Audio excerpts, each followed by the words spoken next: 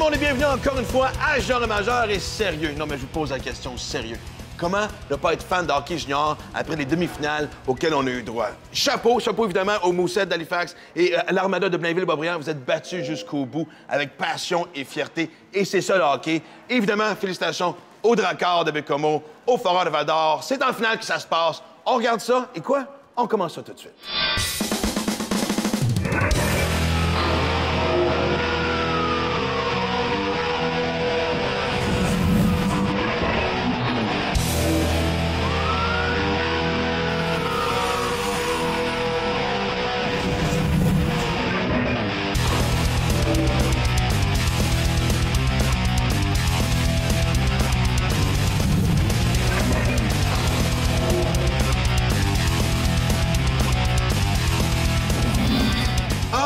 Je suis en compagnie de ces deux jeunes hommes.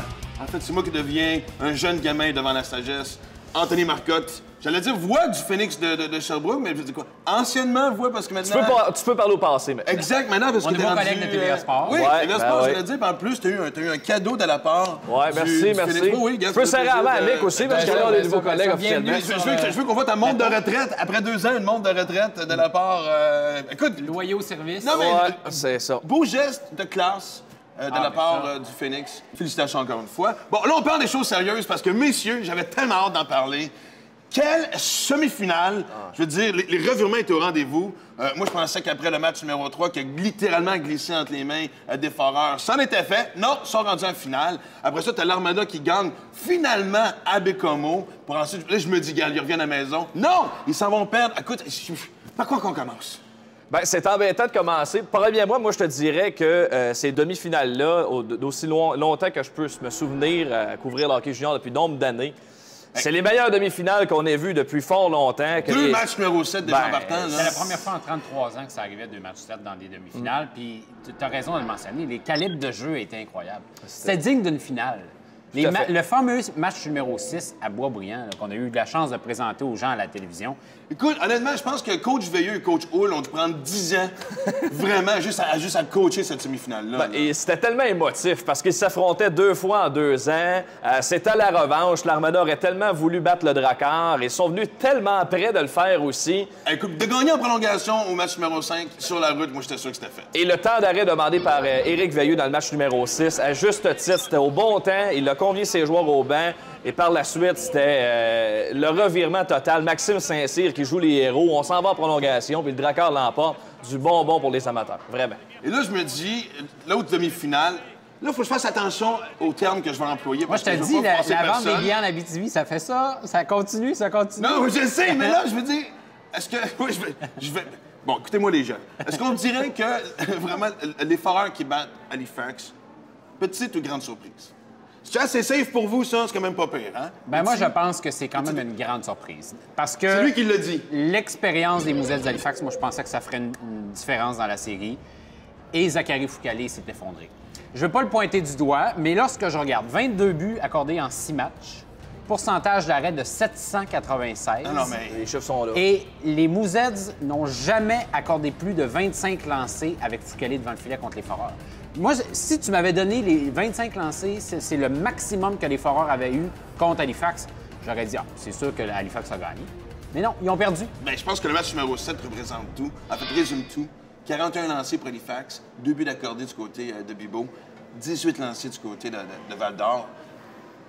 Je le répète, vraiment, la série s'est déroulée là devant le filet. C'est joué devant le filet. C'est pas un mauvais match, c'est une mauvaise série au complet de la part de John Foucalé. Ouais, puis moi, au lieu de pointer du doigt, je préfère regarder le positif et dire Antoine Bibeau, il a été extraordinaire. Puis je regarde encore hier, 41 lancés sur lui, puis c'était pas des petits lancers, là. Plusieurs tirs dangereux.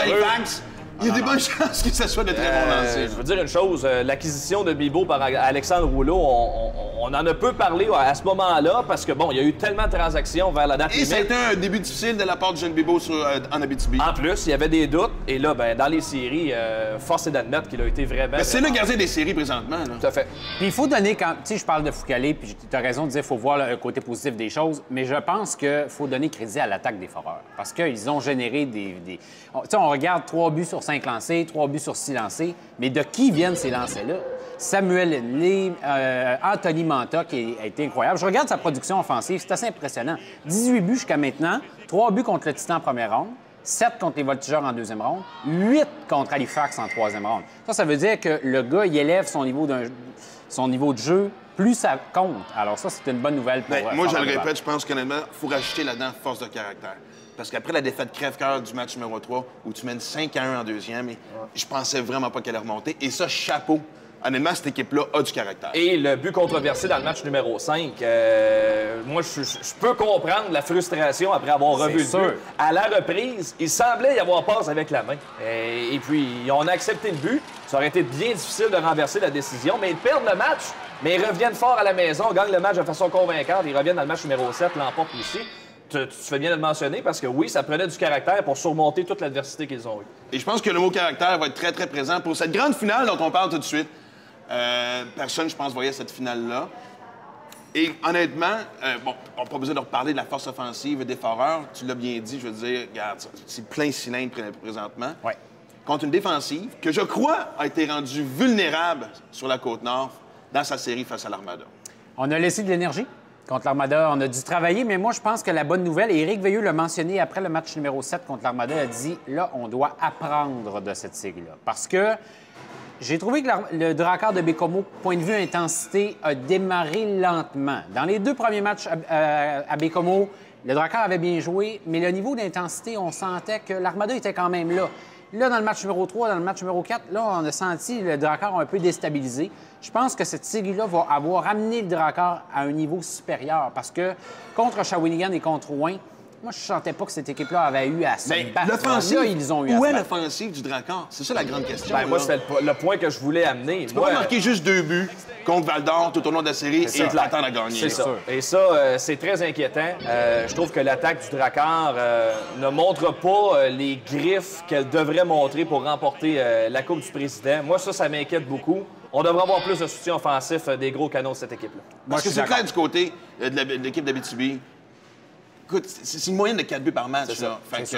Puis le gardien fait les arrêts. En plus. Moi, ce que j'ai hâte de voir contre Baie-Comeau, c'est la structure de jeu. Parce que du côté de Val-d'Or, les défenseurs se portent beaucoup en attaque. On l'a vu avec Guillaume Gélina, Randy Gazzola.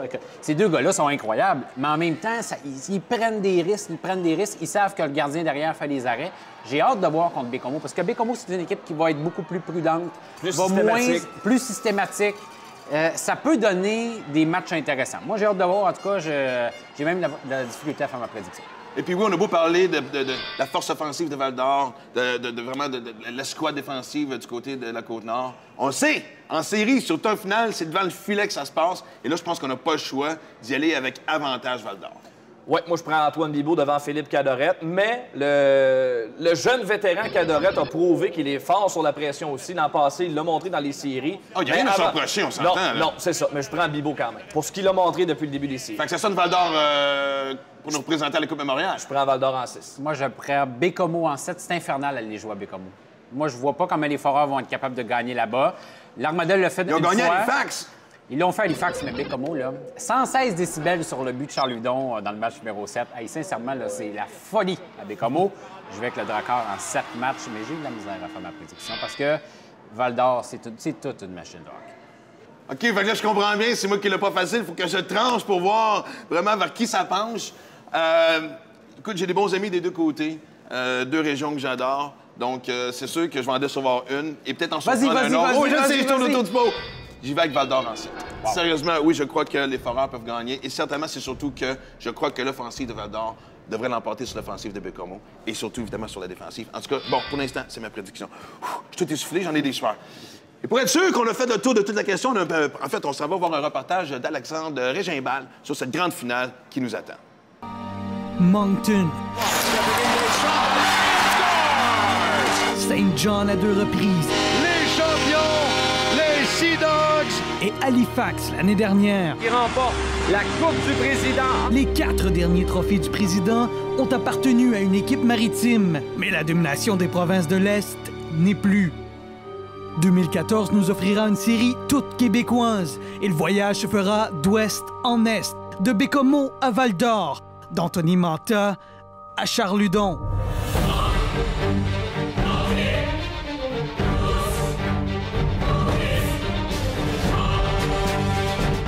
sont à l'opposé de la province, mais ce sont deux équipes qui ont beaucoup de similarités. Deux formations qui ont été dominantes sur la route. 7 victoires en 9 matchs pour les Foreurs et 7 en 8 pour le Drakkar. Deux équipes qui ont chacune dû gagner les matchs 6 et 7 de leurs séries respectives pour atteindre la finale. Ce sont deux équipes qui ont tout pour offrir un spectacle inoubliable. Val-d'Or compte sur les 5 meilleurs marqueurs des équipes encore en vie, dont le meilleur buteur de la Ligue cette saison. Et au retour à Manta, le tir! Anthony Manta! Bécomo repose sur l'espoir du Canadien.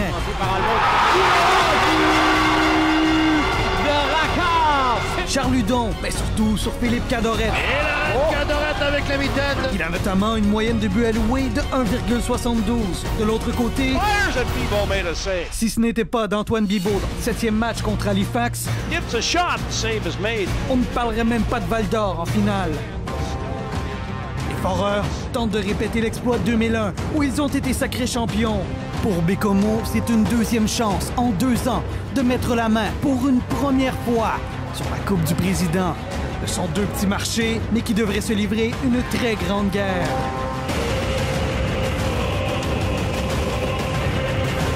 Trois mots pour définir la finale à venir. Attaque explosive, duel de gardiens et force de caractère. Drakkar Foreurs pour les grands honneurs du hockey québécois.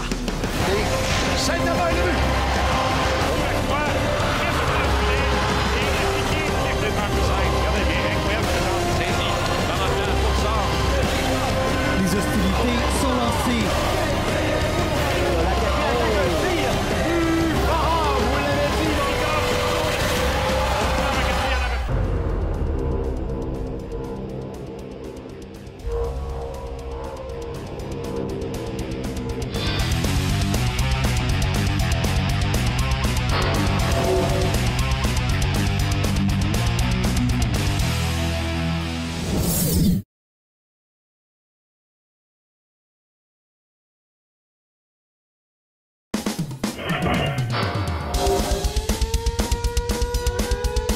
Dans quelques instants, on va pouvoir voir le reportage d'entretien que j'ai eu avec Jean-François Houle et Joël Bouchard dans des conditions difficiles parce que perdre un match numéro 7, c'est jamais plaisant.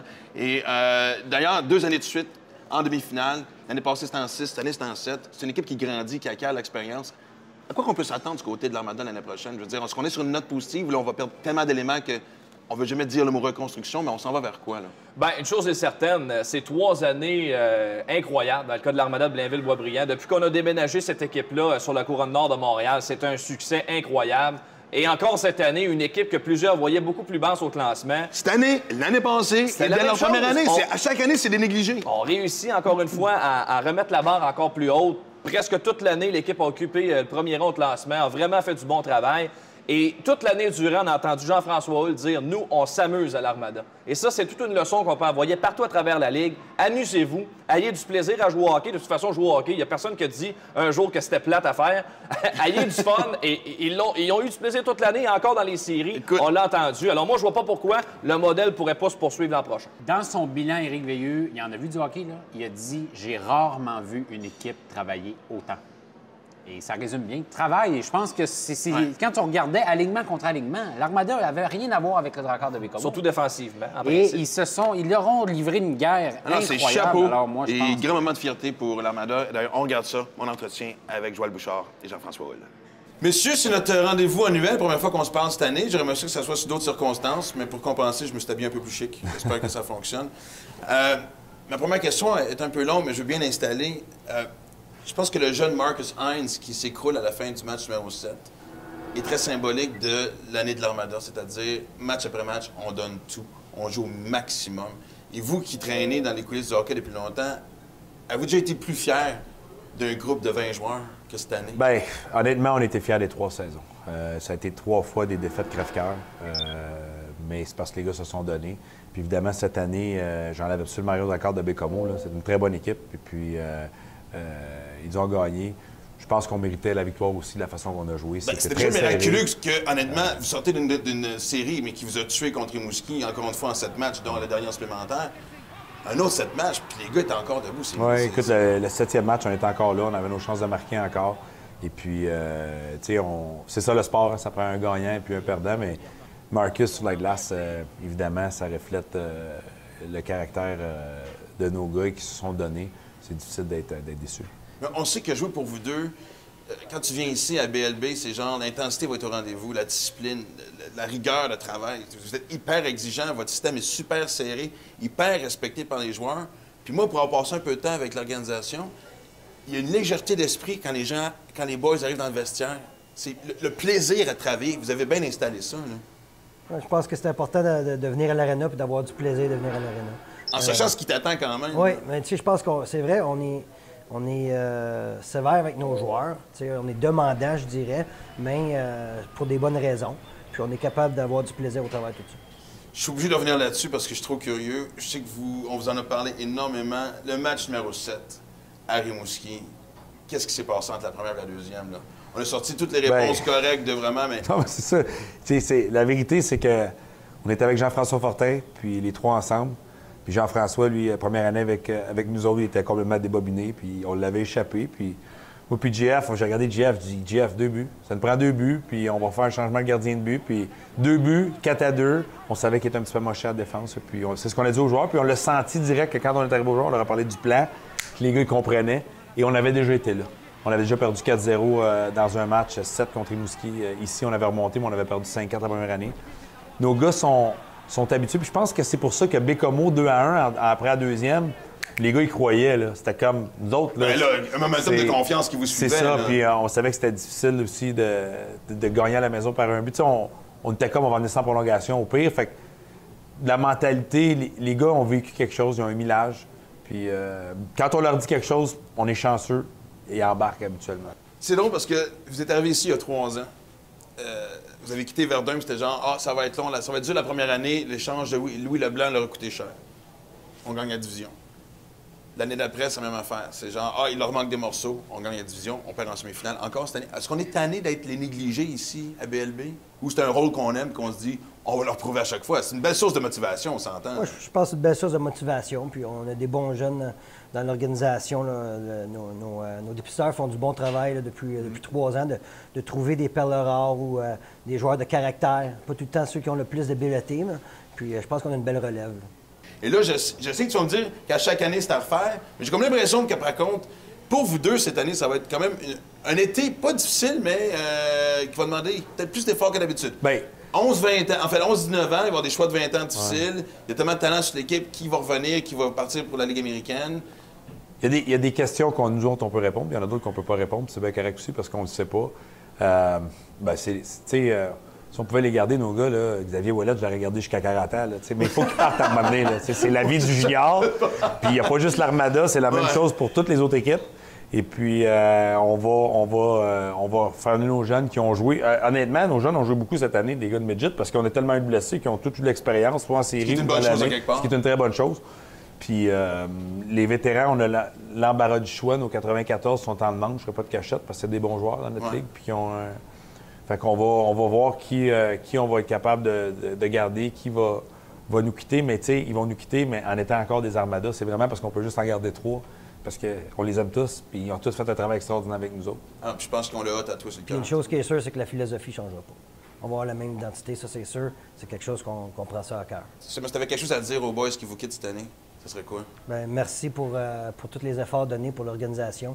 Sur la glace et en dehors de la glace, vous avez tout le temps bien représenté l'équipe, puis très fier de ces joueurs-là. Je pense que, honnêtement, oui, il y a de quoi être fier, puis c'est un peu à votre image, messieurs. Merci infiniment. Quelle belle saison. Merci.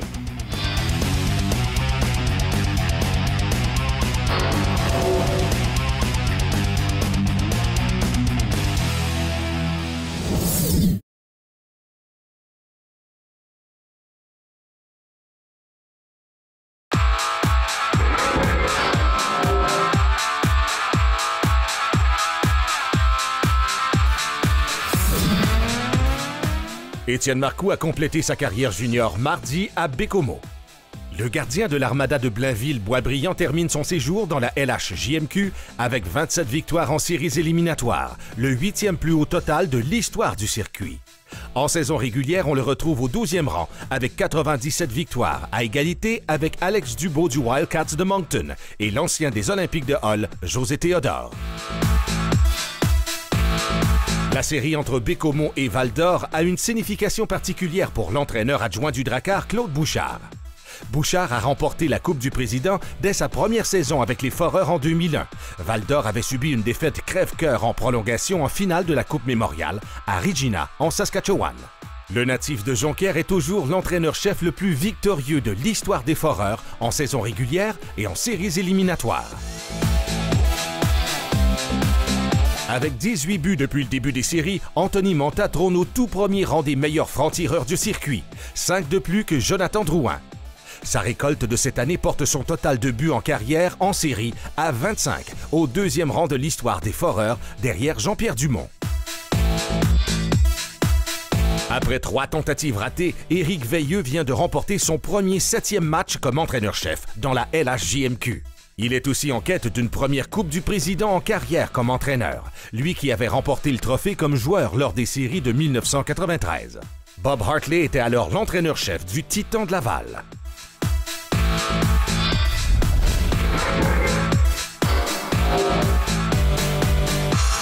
On arrive malheureusement encore une fois à la fin de l'émission, mais dans notre segment qui, écoute, vraiment, je pense que les gens nous regardent maintenant juste pour ça. Les gens m'en parlent beaucoup. Ben oui, les minutes dédiées à cette fièvre des séries qui est en train de contaminer vraiment la province au complet, même s'il reste juste 2 villes. J'ai vraiment l'impression qu'on n'arrête pas de suivre l'hockey junior pour autant. Non, ça c'est certain.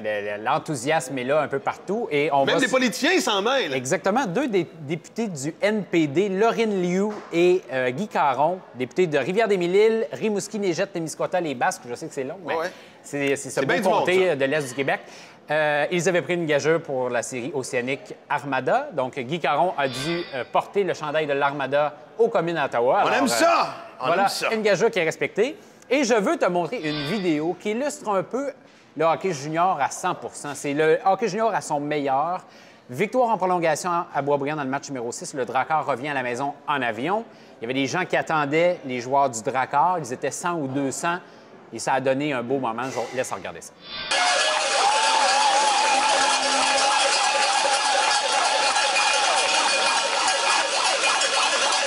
Écoute, on l'a dit plusieurs fois et je me tente pas de le redire, mais vraiment, c'est ce que j'aime du hockey junior. C'est pas juste la fierté d'une ville, mais d'une région complète. Et c'est pour ça qu'en fait, c'est un petit lien, parce que je me dis que maintenant que les Foreurs sont en finale, est-ce que là, vraiment, est-ce que même si on était fans des Huskies, est-ce qu'on se range derrière l'équipe de Val-d'Or? Est-ce que maintenant, ça devient la fierté d'une région ou il y a encore cette division-là? Moi, je pense que oui. Je pense que oui.